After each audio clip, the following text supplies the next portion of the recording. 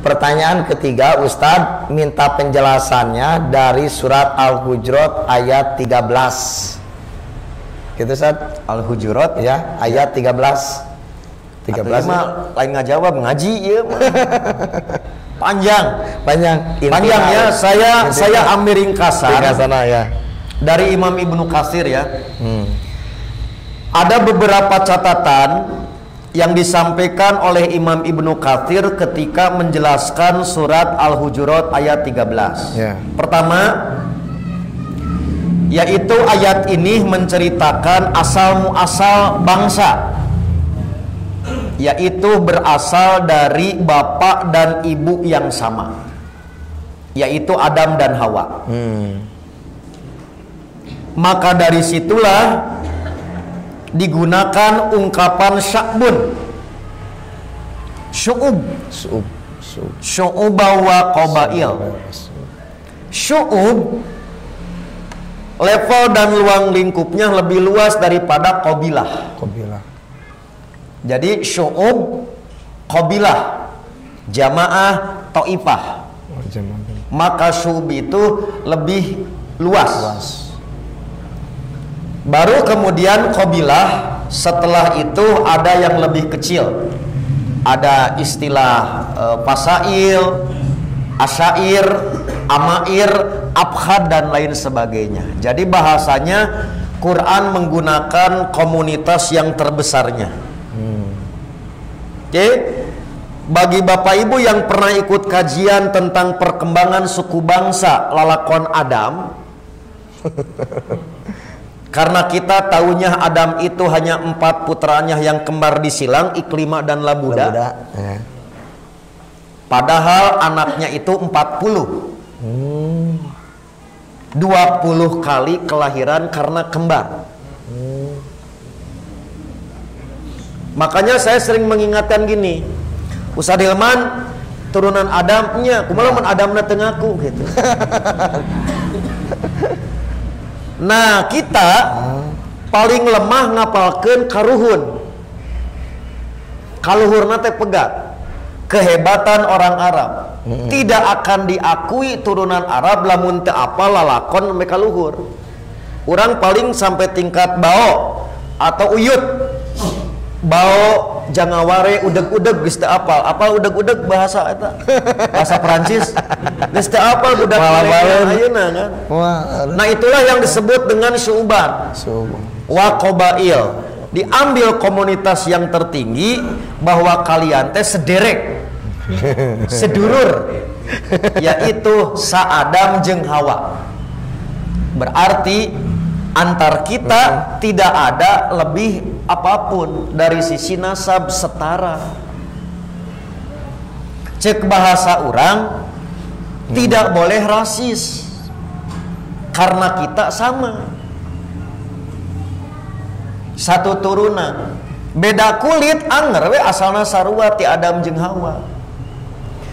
Apapun bahasa yang dipakai, mau Sunda, mau Batak, sama, berasal dari turunan yang sama. Itulah nilai yang pertama.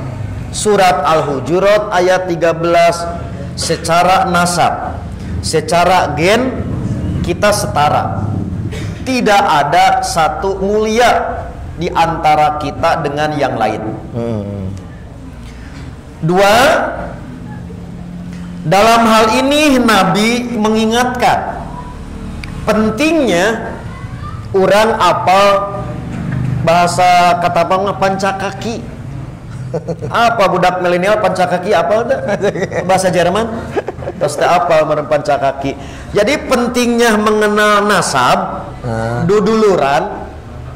Kata Nabi, ta'allamu min ansabikum.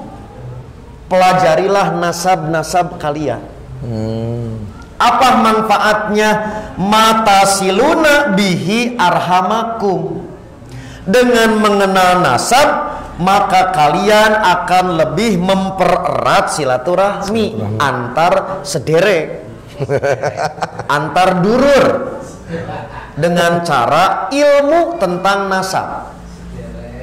Dua, fa inna silaturahmi Karena silaturahim mahabbatun fil ahli adalah tempat tumbuhnya menanam rasa cinta, dan maktsaratun fil mali, dan tempat memperbanyak harta benda, serta yang terakhir mansya'atun fil athar, yaitu tempat manjangkeun umur lantaran disambung lalakon kuturuna. Ini terakhir nih, contoh yang sering lupa. Bagaimana silaturahmi di Islam bukan hanya dengan orang yang hidup. Silaturahmi terus disambung dengan orang yang wafat. Contohnya memperpanjang umur. Kalau orang tua kita wafat, anak-anaknya sambungkan silaturahmi jeung sobat-sobatna. Andai kata sahabat orang tua kita ini sudah wafat, ada turunannya, sambungkan kembali, maka umurnya panjang. Iya. Barangkali Bapak Ibu tahu Haji Anas. Haji Anas PD, kru dari Persis TV yang sekarang tinggal di Kabupaten di Banjaran. Kenapa saya dengan beliau terus menjaga erat? Sebab ayah beliaulah yang mempersiskan ayah kami. Jadi tokoh Persis Maleer, Bapak Ibu, namanya almarhum Pak Haji Junaedi. Ayah saya itu grup marhabaan, grup tahlilan. Tapi hebatnya Pak Haji Junaedi, karena rumahnya di belakang, tiap lewat pasti lewat rumah kami. Teu bosen ngajak. Ayah saya Pak Muhtar dipanggilnya Mang Utai. Mang Utai urang ngaos, padahal apaleun Persis. Apaleun lain Persis pun Bapak. Makanya ketika wafat, beliau wafat pun Bapak, perjuangannya terus disambung. Nah itulah pentingnya mengenal nasab. Untuk apa? 4 manfaat yang akan didapat oleh seseorang yang mengenal nasab. Jadi ulah kieu punten Bu, ieu mah jeung dulur wae teu wawuh. Panggih di jalan hare-hare grup. Boleh jadi bukan teu wawuh tapi teu aya nu ngawawuhkeun. Tah itulah pentingnya pancakaki, yaitu mengenal nasab. Itulah li ta'arofu.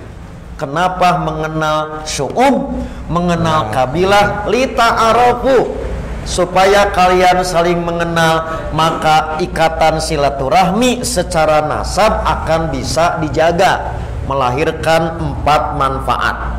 1. Mahabbah, menanamkan rasa cinta. Yang kedua, ma'tharoh fil mal, yaitu saling menyuburkan harta benda. Yang keempat, yang ketiga, mansya'ah fil athar, manjangan umur. Itulah catatan yang perlu disampaikan. Tetapi ingat,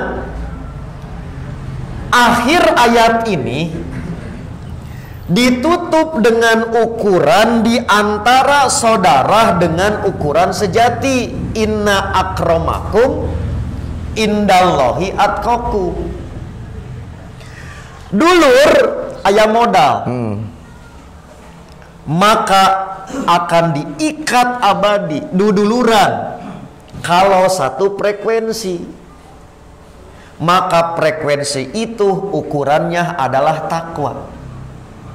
Boleh jadi secara nasab bungsu, tapi karena dia lebih takwa, mulianya lebih tinggi daripada lanceuk.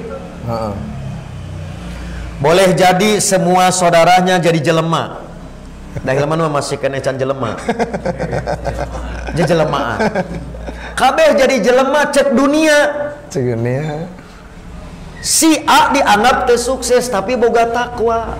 Maka dia yang menggapai derajat mulia. Nah, maka ukuran nasab geus aya modal supaya abadi dudulurana iket.